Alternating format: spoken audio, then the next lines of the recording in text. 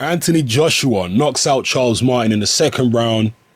Two big straight right hands, two knockdowns. That's all she wrote. It turned out to be the mismatch that a lot of people were predicting it to be. Charles Martin just could not cope with the accuracy, the speed, and the timing of Anthony Joshua, and obviously the power.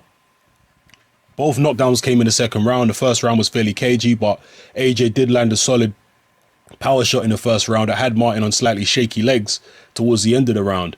Second round, he came out, started timing the right hand, landed, the first one that landed clean, put Charles Martin on the canvas, and you knew it was over from there, to be honest with you. Charles Martin did actually look relaxed before the fight and in the pre-fight introductions and everything, and it was actually AJ that looked little bit more nervous to me. You could see the tension was taking its toll on him a little bit, but once he got into the flow of the fight, midway through the first round, the nerves dissipated, and he was able to get his timing down and land with good power and knock Charles Martin out. There was a lot of people, interestingly enough, who before the fight was saying that this fight's a mismatch, AJ is going to win easy, and Dylan White is actually better than Charles Martin. And on the evidence of this fight, I know obviously boxing is rock, paper, scissors, it's chess, it ain't checkers. But on the evidence of this fight, those people who are saying that Dylan White is actually better than Charles Martin, I mean, it looks like they're correct. It looks like Dylan White is quite a bit better than Charles Martin. Martin, maybe people are, there were people, when I talked about this in some of my pre-fight videos, I said maybe Martin just came for the payday because it's unusual for a newly crowned champion to fly overseas to another guy's backyard. Why would you do that? Maybe Charles Martin really needed the money immediately. We don't know what is going on in his life. You know, maybe he's got bills to pay, debts, all that type of stuff. So he thought, you know what, let me take the biggest, the quickest big payday that I can get. Let me go snatch that.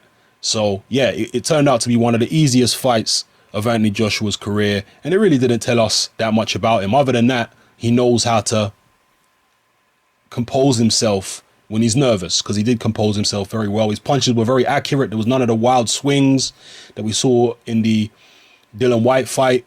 Very good accuracy, good speed, good timing with the right hand. Again, Charles Martin clearly is not a particularly good heavyweight, but he was unbeaten coming into the fight. He did have a bunch of knockouts, but Joshua was just on a whole other level, technically, physically, and what have you. So, yeah, he scores the win and picks up the IBF heavyweight title. Who will he fight in his first defense? That's what a lot of people are going to be wondering now.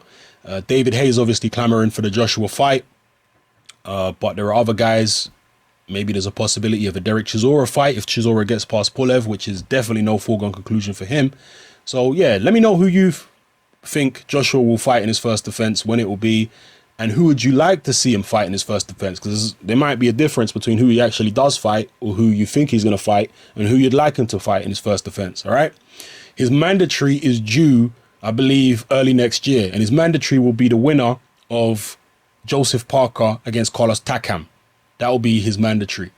So until then, he's going to be able to fit in, you know, at least maybe 2 voluntaries between now and then. So let me know what you think, all right? It's your boy Hatman, I'm out.